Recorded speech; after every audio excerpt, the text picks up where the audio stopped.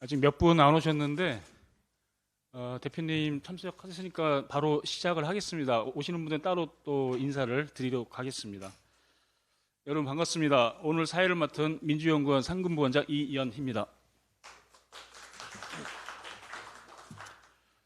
이번 행사는 이재명 당대표께서 신년 기자회견에서 제안한 민생 회복 프로젝트 일환으로 진행한 8차 연속 토론의 결과를 정리하여 선정한 38대 민생회복 정책 입법과제 제안서를 당 지도부에 전달하여 정기국회 최우선 민생 입법으로 추진하기 위해서 기획됐습니다. 본 행사는 더불어민주당 유튜브 델리민주를 통해서 생방송으로 중계되고 있습니다. 일반 시민과 당원 여러분 반갑습니다. 댓글로도 많은 응원과 정책 제안 부탁드립니다. 그러면 지금부터 더불어민주당 민주연구원과 을 지키는 민생실천위원회가 선정한 38대 민생회복 입법 정책과제 제안서 전달식을 시작하도록 하겠습니다. 먼저 오늘 그 행사에 참석하신 분들 소개하겠습니다. 박수로 환영해 주시기 바랍니다. 이재명 당대표님 오셨습니다. 박광원 원내대표님 오셨습니다. 박주민 을 지키는 민생실천위원장 오셨습니다. 정태호 민주연구원장 오셨습니다. 그리고 을 지키는 민생실천위원회 소속이시고 민생회복 프로젝트 연속토론의 책임위원으로 참여하신 국회의원님들 소개하겠습니다. 권인숙 의원님 오셨습니다. 김경만 의원님 오셨습니다. 최혜영 의원님 오셨습니다. 아직 도착 안 하신 분들은 참석하시는 대로 다시 인사 소개 드리도록 하겠습니다. 그러면 다음으로는 오늘 민생회복 정책 입법과제를 제안해 주실 시민사회 인사분들을 소개해 드리겠습니다. 먼저 주거 부동산 분야를 맡아주신 이강훈 민변 민생경제위원장님 오셨습니다. 가계부채 금융 분야를 맡아주신 김남주 민변 민생경제위원회 위원님 오셨습니다.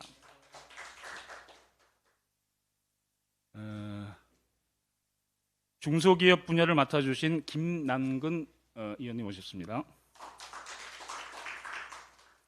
소상공인 분야를 맡아주신 정종렬 전국가맹점주 협의회 자문위원장님 오셨습니다.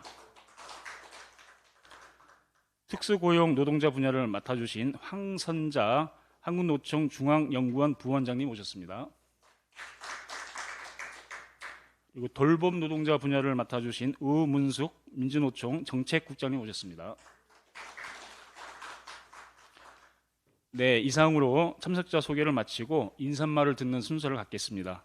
먼저 연초 신년 기자회견에서 민생회복 프로젝트를 직접 제안해 주신 이재명 당대표님의 인사말을 듣겠습니다.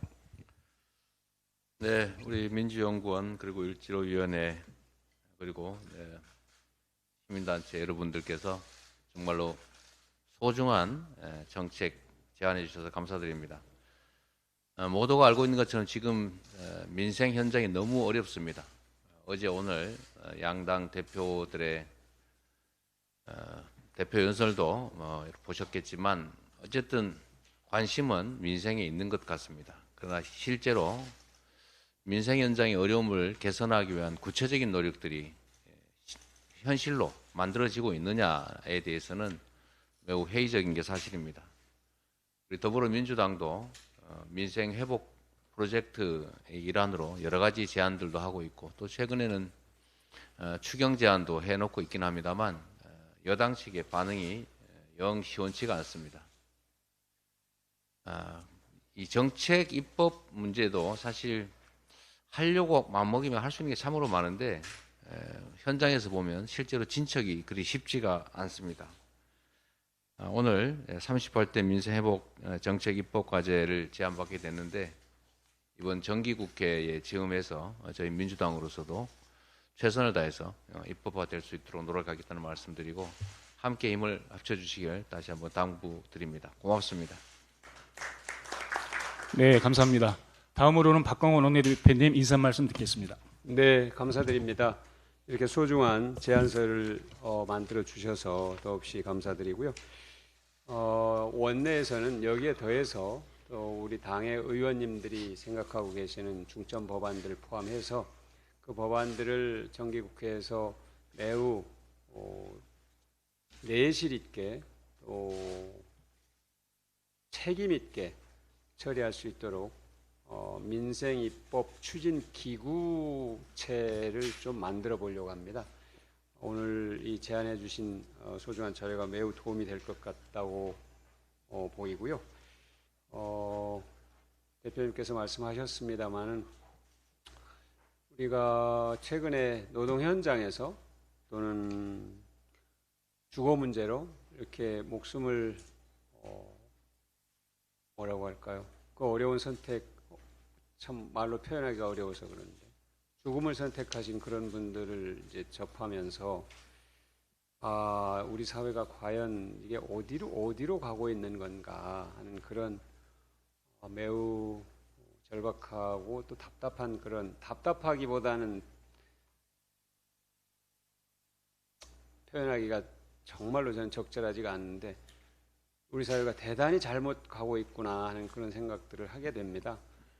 그 한 분 한 분의 그 결정이 목숨을 버리는 결정이 죽으려고 마음먹으면은 왜 못 사냐 이런 얘기들을 옛날에 어른들이 했거든요. 그 독한 마음으로 하면은 다 살 수 있다. 그런데 그런 선택을 할 수밖에 없게 만드는 우리 사회의 이 여러 분야의 절박한 구조적인 문제들이 어쨌든 정치를 통해서 해결이 돼야 되니까 우리 당이 그만큼 더 무거운 책임감을 갖게 된다는 말씀을 드리고요. 이렇게 소중한 제안을 해주신 것에 대해서 저희들이 뭔가 구체적으로 응답을 해야 되겠다 하는 그런 다짐을 하게 됩니다. 오늘 함께 해주신 것에 대해서 다시 한번 감사드립니다. 고맙습니다. 네, 감사합니다. 다음으로는 을 지키는 민생실천위원장을 맡고 계신 박주민 의원 인사말 듣겠습니다. 예, 당대표님이 신년 기자회견에서 민생회복 프로젝트를 제안하셨습니다. 그래서 그 일환으로 우리 을지로위원회와 민주연구원이 함께 8주간 민생회복 프로젝트라는 이름의 연속 토론회를 진행했습니다. 이 연속 토론회는 단순한 연속 토론회가 아니었습니다. 토론회 전에 의제를 무엇으로 할 것인가 이것을 정하는 단계에서부터 직능단체 그리고 시민단체, 노동계, 학계 그리고 여러 을 당사자들과 함께 논의를 했습니다. 그래서 가계부채, 주거부동산, 중소기업, 소상공인, 특수고용노동자, 문화콘텐츠 창작자, 돌봄노동자 이런 주제를 정했고요. 그 이후에 이분들과 무엇이 과연 필요한 것인가에 대해서 토론하고 또 정리된 내용은 매번 언론 브리핑을 통해서 공개하는 과정을 지속적으로 가져왔습니다. 다시 말씀드리면 단순히 국회의원들만의 생각이 아니라 각계 관계자들이 모여 만든 해법이다라는 말씀을 드리겠습니다. 굉장히 심도 있고 또 현실적인 그런 내용이기 때문에 많은 관심을 좀 가져주셨으면 좋겠습니다. 특히 민생회복 프로젝트 3차 주제였던 주거부동산 토론회 결과로 전세사기 특별법을 우리 을지로위원회에 조우섭 의원님이 대표 발의했고 또 민주당이 선제적으로 전세사기 피해자 상담센터까지 만드는 성과를 낳았습니다. 오늘 전해드린 이 제안서에는 아까 방금 말씀드린 전세사기 특별법뿐만 아니라 민주당이 좀 함께 해나갈 만한 여러 민생 과제들이 담겨 있습니다. 이후에 힘있게 좀 추진해 나갔으면 좋겠다라는 말씀 드리겠고요. 2주 전에 원내 수석님이나 여기 옆에 계신 정태호 민주연구원장님 그리고 정책위 쪽에서 같이 모여서 당내에 어떻게 하면 이 민생 입법 과제를 힘있게 추진해 나갈 것인가에 대한 기초적인 논의도 한 바가 있습니다. 이런 흐름들이 좀 이어져서 민생은 민주당이다 이런 이야기를 들을 수 있었으면 좋겠습니다. 함께 고생해 주신 민주연구원과 정태호 원장님께도 깊은 감사의 말씀을 드리겠습니다. 감사합니다. 네, 감사합니다. 원래 그 발언 순서에는 그 김성주 정책위 수석 부의장님하고 정태호 민주연구원장님 그 순서가 있었는데 오늘 발언자들이 좀 많고 시간이 좀 걸리는 이유로 좀 원활한 행사 진행을 위해서 그 양해를 해주셨습니다. 감사합니다. 그럼 본격적인 제안서 전달식에 앞서 7개 분야별 토론회에 참여하여 발제해 주신 시민사회단체 전문가가 정책 입법과제를 제안 발표하고 당대표, 원내대표, 정책위 의장 그리고 책임위원에게 제안서를 전달하는 순서로 진행됩니다. 먼저 발표 시간은 각 2분입니다. 간략하게 시민사회에서 참여하신 전문가분들은 제안 설명 부탁드리고요. 먼저 가계 부채 금융 분야 발제를 맡아주신 김남주 민변 민생경제위원회 위원님께서 발표해 주시겠습니다. 네, 가계부채 문제 심각한 거 다 아실 겁니다. 그게 진보 보수 정부를 막론하고 지난 10년간 가계부채가 폭증했습니다. 정권마다 이를 방치하고 어떻게 보면 부추겼습니다. 민주당도 책임이 크다고 저는 생각하고 있습니다. 그리고 가계의 고가는 지금 텅텅 비어가는데, 그리고 빚만 쌓여가는데 국고는 아주 탄탄합니다. 거꾸로 가는 것 같습니다. 재정의 역할이 지금 중요하다 이렇게 생각하고요. 이제 여야를 가리지 말고 가계 부채 문제를 해결해야 한다 말씀드리면서 구체적인 말씀드리겠습니다. 우선 가계 부채를 줄이지 못하더라도 더 이상 늘리는 것은 막아야 됩니다. 그래서 가계 부채의 최후 보루인 DSR 규제를 일관성 있게 유지해야 하고요. 다음으로는 위험한 만기 일시 상환형 주택담보대출이 지금 중심인데, 이를 보다 안전한 분할 상환하는 장기 모기지론으로 전환해야 합니다. 다음으로는 소비자에게 전가되는 부당한 가산금리를 내릴 수 있도록 금융 소비자에게 가산금리 기준을 공개하는 법률을 추진해야 합니다. 코로나 당시에 자영업자들 상당히 희생을 강요당했습니다. 그로 인해서 부채가 아주 급증했고요. 이를 돕기 위해서 배드뱅크인 새출발기금을 출발시켰지만 실적이 매우 저조합니다. 개선이 시급하고요. 이와 더불어서 채무조정 프로그램의 이용을 지원하고, 그리고 재기지원 프로그램도 강화해야 합니다. 이를 원스톱으로 지원할 수 있는 시스템을 전국적으로 설치해야 되는데, 전국 광역지자체에 금융복지상담센터를 설치할 것을 제안드립니다.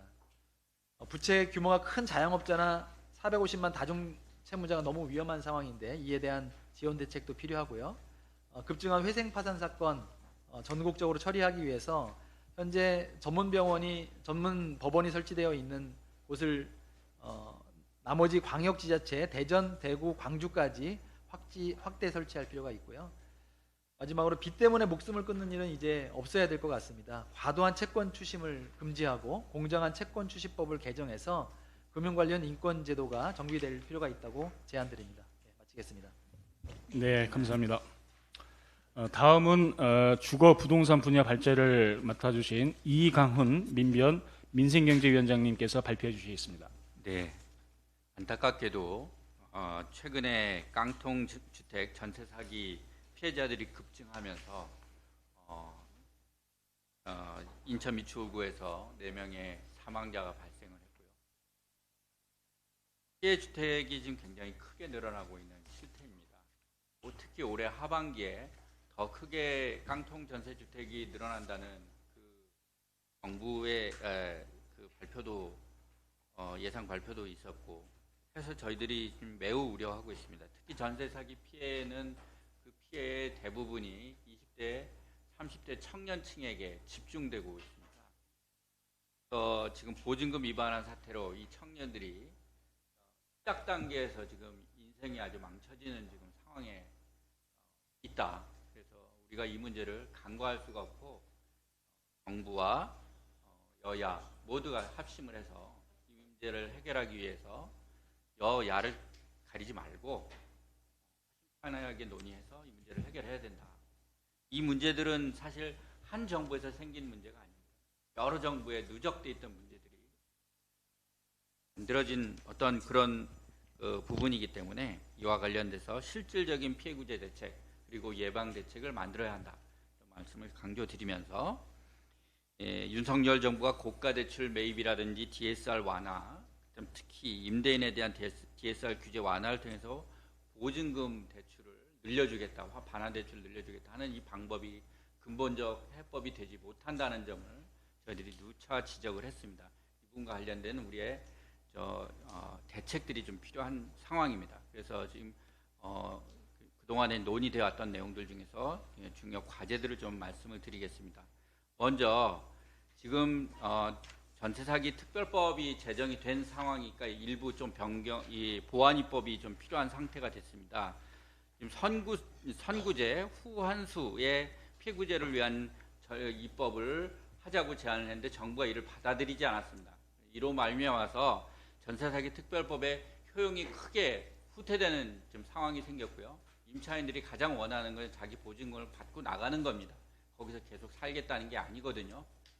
그래서 이런 부분과 관련돼서 채권관리기관 또는 LH 등이 협업해서 보증금 채권을 매입해서 임차인들을 선구제하고 이를 정부가 환수하는 그런 절차를 추가 입법으로 마련해야 될 필요가 있습니다. 그리고 지금 전세 대출을 받은 그 임차 가구들이 보증금을 못 받으니까 지금 파산, 회생의 지금 상황에 직면해 있거든요. 그래서 이분들이 지금 그 극단적인 선택을 하시고 있는 거예요. 근데 이 부분에 대해서도 제대로 이번에 대책이 안 나왔다. 그래서 파산 회생 등에 대한 지원도 신속하게 할 필요가 있겠고 이것이 보완 입법으로 좀 돼야 됩니다. 그다음에 전세 사기 깡통주택이 계속 나오지 않도록 공인중개사에 대한 설명 의무 강화가 필요하다. 그래서 신규 주택의 가격이 얼마인지, 앞선 임차 보증금이 얼마인지, 임대사업자로 등록했는지 이런 것들을 알 수 있게 하는 그런 입법 개정이 필요하다. 그다음에 전세 사기 피해자에 대한 보증금 회수와 관련된 특별법 제정 추진이 필요하다고 했는데 요거는 이제 지금 됐으니까 아까 말씀드린 보완 입법들을 좀 시행을 해서 좀 더 촘촘하게 사각지대 없는 권리구제가 되도록 그렇게 해야 되겠다 하는 말씀을 드리고 마지막으로 공공임대주택과 분양가 상한제를 통해서 부담 가능한 분양주택의 공급 확대를 위한 정책을 추진할 필요가 있겠습니다. 지금 이 주택에서 지금 이런 그 가난한 임차인들이 이런 그 주택에서 살다가 지금 어쨌든 전세 사기 이런 것들을 맡고 있잖아요. 이분들이 이게 공공임대주택을 공급할 수 있다면 우리 아마 이 친구들이 사망하거나 이런 극단적인 선택까지 가지는 않았을 거 아니겠는가 이런 측면에서 공공임대주택 확대 그리고 또 부담 가능한 분양주택 이런 것들을 확대하는 정책에 우리 총력을 다해야 되겠다 이런 말씀드립니다. 네, 발표 잘 들었습니다. 다음은 중소기업 분야 발제를 맡아주신 김남근 온라인 플랫폼 공정화를 위한 전국 네트워크 위원장님 발표해 주시겠습니다. 예, 제가 중소기업 중앙회 납품대금 제값받기 위원회 위원장도 맡고 있습니다. 그 중소기업 강국인 독일이나 일본 같은 경우에 있어서는 그 대기업과 중소기업 사이에 있어서의 거래 조건 협상에 대해서는 단체 협상권을 인정을 하고 있습니다. 예를 들면 납품 거래에 있어서 납품 대금을 결정하는 데 있어서도 중소기업 협동조합 단위로 그 자동차 회사나 조선 회사나 이런 회사들하고 이제 협상을 통해서 결정하는 것들을 허용을 하고 있고 또 재료를 공급받는 데 있어서 우리나라의 이 재료를 공급하는 철강, 뭐 플라스틱 이런 회사는 다 독전 기업들입니다. 그런 기업과 개별 중소기업이 그 원재료 가격을 공정하게 협상해서 구입하는 게 어려워서 한국에서도 플라스틱 협회라든가 인쇄협회라든가 중소기업 협동조합들이 재료를 공급하는 회사들과 그런 집단적인 단체 협상을 통해서 원재료를 공동으로 구매하는 것들을 요구를 하고 있는데 뭐 이런 부분들이 공정거래위원회가 나서가지고 다 담합행위다 뭐 이런 식으로 제재를 하다 보니까 하질 못하고 있습니다. 중소기업들이 제대로 된 그 공정한 거래 조건을 보장받기 위해서는 중소기업과 대기업들이 그렇게 개별적으로 협상을 하는 것이 아니라 중소기업 단체, 중소기업 협동조합들이 공동으로 협상하는 것들의 길을 열어줘야 됩니다. 이게 중소기업 강국을 하고 있는 일본이나 독일 같은 국가들의 일반적인 예여서 굉장히 매우 중요한 이제 입법으로 좀 추진해 줬으면 하는 것이고요. 다행스럽게 이 분야 중에서 하나 길이 트여 있는 게 이제 납품대금 연동제에 관한 것들이 입법이 돼서 올해 10월부터 시행이 됩니다. 납품대금 연동제는 이게 그 전자, 조선, 건설 업종마다 상당히 좀 특색이 있습니다. 예를 들면 도금업체 같은 경우에 있어서는 원재료가 사실상은 전기료 같은 것이거든요. 전기료가 차지하는 비중이 월등히 높은데 전기료가 굉장히 급등을 해가지고 이제 어려움에 처해 있습니다.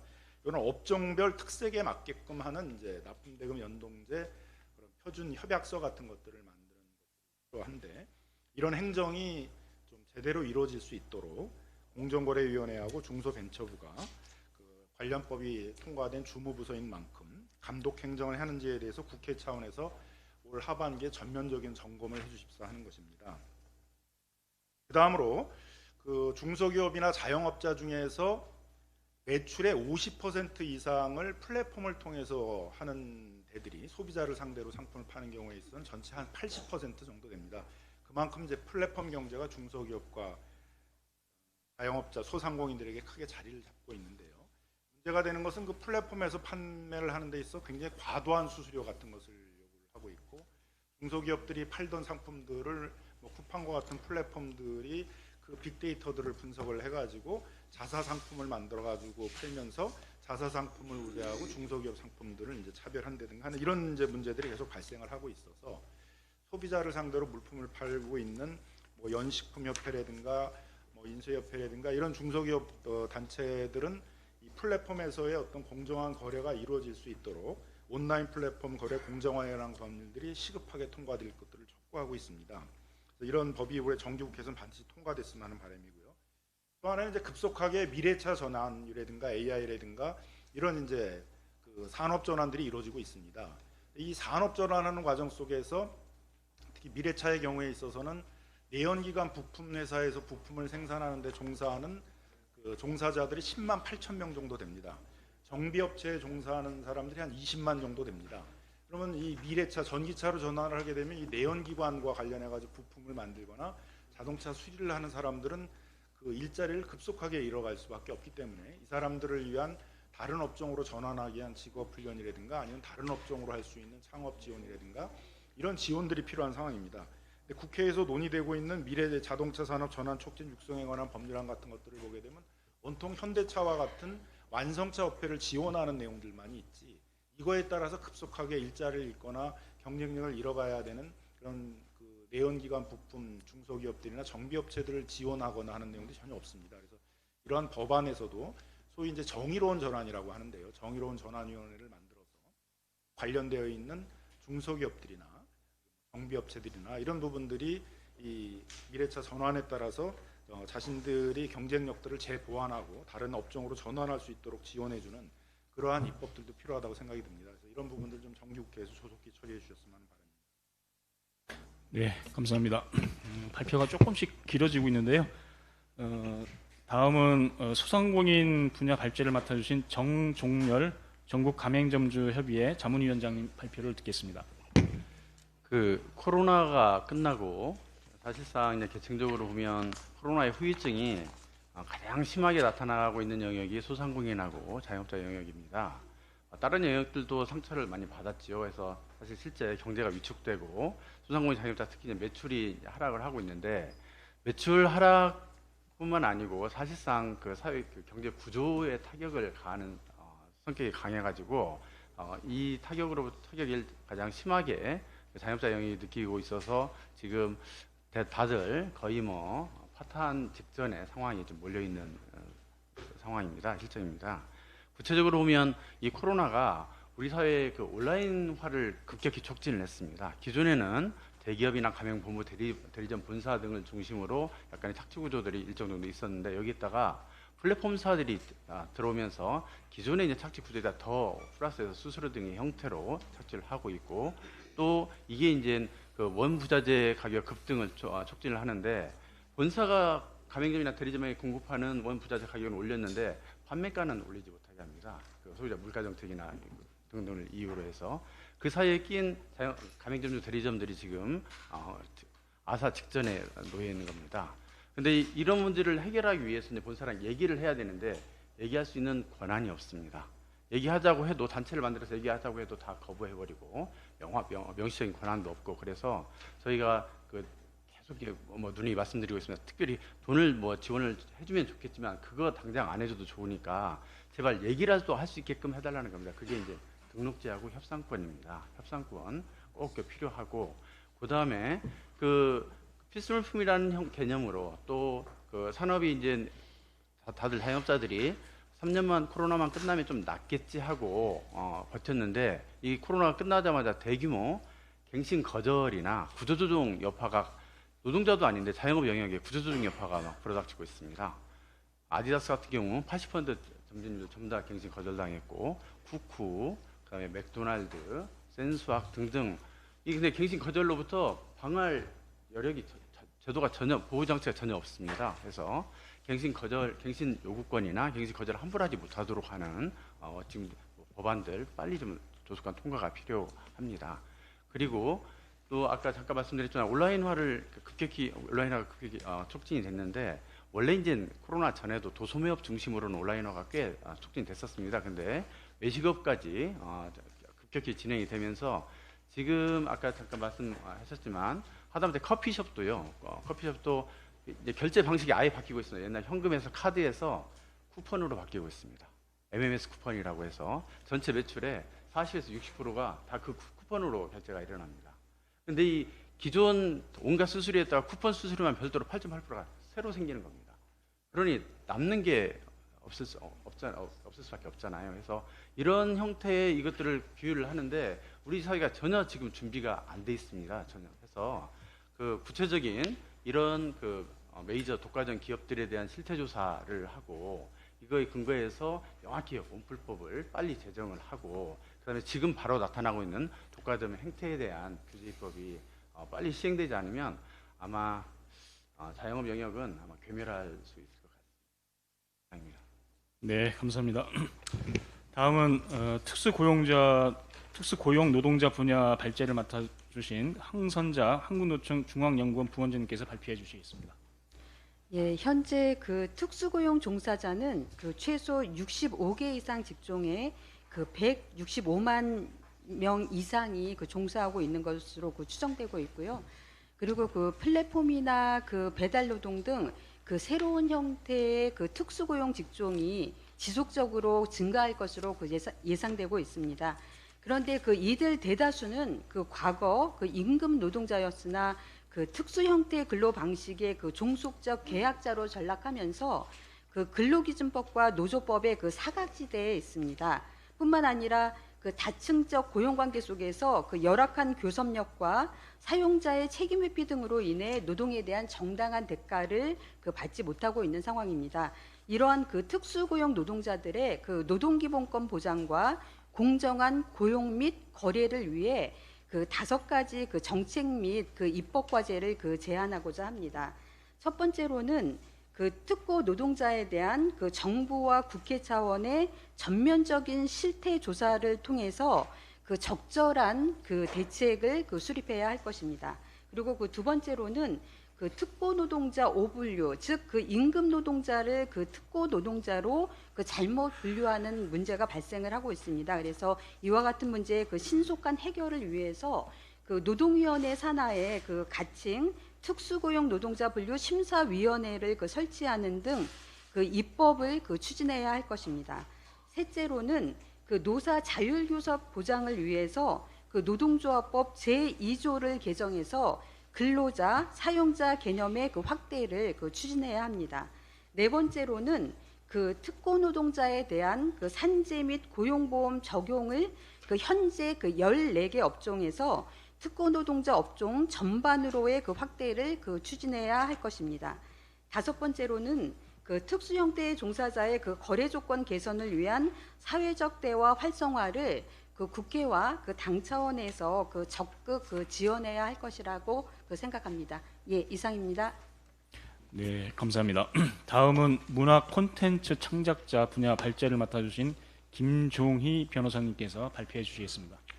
예, 문화예술 콘텐츠 분야의 어떤 창작, 유통에 있어서 불공정 계약이라든지 거래에 대해서 부분은 마치 이게 지금 단순히 최근의 문제가 아니라 십수년간 이루어져 왔고 그걸 또 관행이라는 이름으로 이걸 용인을 하고 있습니다. 이런 만연한 불공정 행위는 결국 창작자들이 생존의 위기에 처하는 원인이고 최근 검정고무신 사건과 같이 불공정의 벽을 견디지 못하고 일단 극단적 선택을 하는 이런 사례들이 늘어나고 있습니다. 이에 따라서 저희도 5가지 과제를 제안드리고자 하는데요. 최근 국회 문체위를 통과한 문화산업의 공정한 유통 환경 조성에 관한 법률안이 이제 대체안으로 통과되었습니다. 저희가 이런 어떤 유통의 불공정을 막기 위한 첫걸음이라고 할 수 있는데요. 여기에 대한 어떤 법사위와 본회의에서 조속히 처리가 될 수 있도록 제안을 드리겠습니다. 둘째로 아까 말씀드린 법률안이 통과가 되고 문체부가 또 적극 행정으로 문화산업 10대 불공정 행위를 조사해서 공정히 보고하더라도 이를 전문적으로 담당할 직제가 신설되어 있지 않습니다. 그에 따라서 공정위에 문화 콘텐츠과를 신설을 하고 공정거래위원회와 문체부 간의 불공정 문제를 다루는 협력 행정 체계를 구축할 것을 제안을 드리겠습니다. 그리고 영세 사업자의 비중이 매우 높은 것이 문화 콘텐츠 분야입니다. 이런 불균형은 매우 심각한 수준이고요. 문화 콘텐츠 유통의 독점은 자본의 영향력을 키우게 되고 문화 콘텐츠 사업은 일부 대기업으로 플랫폼 독점 체제가 이미 구축이 되어 있습니다. 따라서 플랫폼 독과점 폐해를 방지하기 위해서 플랫폼 독과법 방지법에 조속한 입법을 제안을 드리겠습니다. 그리고 저희가 대부분 문화 콘텐츠 산업 분야에 있어서 서울에 편중되어 있는 게 사실이지만 지방에서도 상당수가 포진되어 있습니다. 각종 부천에 같은 경우는 영화제를 이끌고 있고요. 부산도 웹툰 분야라든지 각 지자체에서도 이런 불공정 행위들은 심각하게 나타나고 있습니다. 따라서 이런 효율성을 위해서 각 지방 지자체의 분쟁 조정에 대한 문화산업 불공정 행위에 대한 행정 권한을 부여할 것을 이렇게 제안을 드리겠습니다. 그리고 저희가 문화 콘텐츠 분야에서 영화 산업이 제일 자정작용이 잘 되고 있는데요. 이는 노사정이 공정 경쟁 협약을 발표하고 그에 따라서 민간형 사법 분쟁 ADR 제도로서 아주 긍정적인 역할을 하고 있습니다. 이러한 사례들을 좀 참조 삼아서 방송, 웹툰, 게임, 음악 공연 등 문화 산업 전체 업종별로 좀 체결될 수 있도록 지원할 것을 제안드리겠습니다. 감사합니다. 네, 감사합니다. 다음은 돌봄 노동자 분야 발제를 맡아주신 우문숙 민주노총 정책국장님 발표해 주시겠습니다. 네, 사람은 누구라도 피할 수 없는 생로병사의 자연적 순환 과정을 겪으면서 한 생을 살아갑니다. 돌봄 노동자들은 사람의 생로병사의 과정에서 존엄과 가치를 가질 수 있도록 직접 서비스를 제공하는 일을 하고 있는데요. 요양보호사, 장애인활동지원사, 노인생활지원사, 보육교사, 아이돌보미, 보육대체교사, 초등돌봄 전담사, 지역아동교사, 정신보건 전문요원, 산모건강관리사, 다문화교육지원사 등 120만 명의 노동자가 10여 개가 넘는 돌봄 직종에 분포되어 있습니다. 요양원과 어린이집에서 일하는 돌봄 노동자들을 제외한 80% 노동자들은 이용자가 있는 집으로 찾아가서 돌봄 서비스를 제공하고 있습니다. 이 과정에서 온갖 탈법적 사례들이 발생을 하게 되는데요. 근로기준법을 지키지 않기 위해서 15시간, 주 15시간 미만 근로계약을 하고 퇴직금을 주지 않기 위해서 1개월, 3개월, 6개월 쪼개기 계약을 하고 있습니다. 국가가 법령에 따라서 만든 사회서비스 일자리가 노동자의 최소 권리인 근로기준법도 부정하고 있는 상황입니다. 초단시간 시급제, 방문돌봄 노동자의 평균 임금은 80만 원, 100만 원입니다. 생계가 불가능한 상황입니다. 민주노총은 돌봄 노동자의 일자리 질개선과 사회서비스의 품질 제고를 목적으로 하는 5가지 과제를 제안하면서 특히 돌봄 노동자의 근로기준법적 권리가 보장될 수 있도록 돌봄 노동자 지위와 권리 보장을 위한 기본법 제정을 제안합니다. 5가지는 시간 관계상 자료를 참조하시면 되겠습니다. 네, 감사합니다. 모두 7분의 발표를 마쳤습니다. 이제 발표해 주신 내용을 정리해서 만든 제안서를 전달하는 시간을 갖도록 하겠습니다. 전달식을 위해서 잠시 자리를 정돈하겠습니다.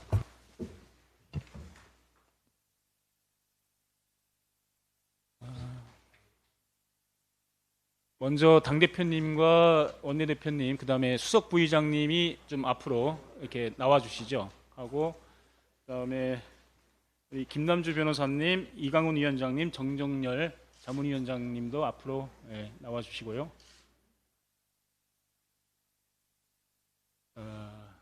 제일 먼저 이재명 당대표님께 가계부채 금융 분야의 발제자이신 김남주 민변 민생경제위원회 위원님께서 제안서를 전달하도록 하겠습니다.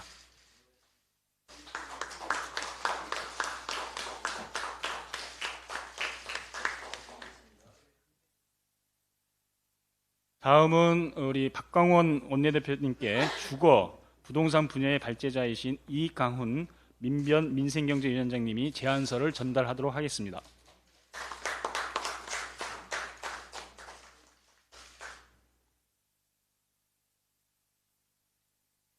네, 다음은 김성주 정책위 수석 부의장님께 소상공인 분야 발제자이신 정종렬 전국 가맹점주 협의회 자문위원님께서 전달하겠습니다.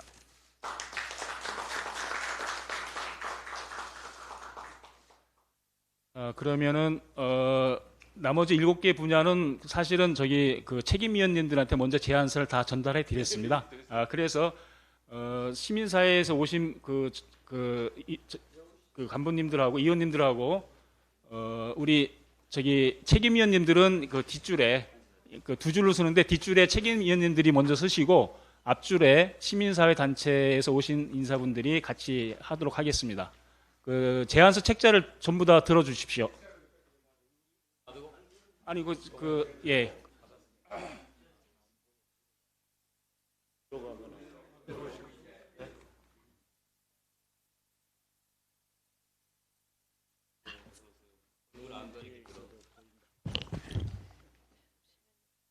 자, 구호가 되시겠습니까?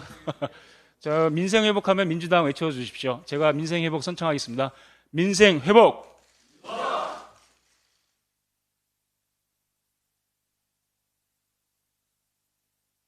한 번 더 할까요? 민생은 민주당 하겠습니다. 민생은 민주당. 네, 감사합니다. 이상 38대 민생회복 정책입법까지 제안서 전달식 행사를 모두 마치겠습니다. 당직자 여러분들 수고 많으셨습니다. 언론인 여러분들도 감사합니다.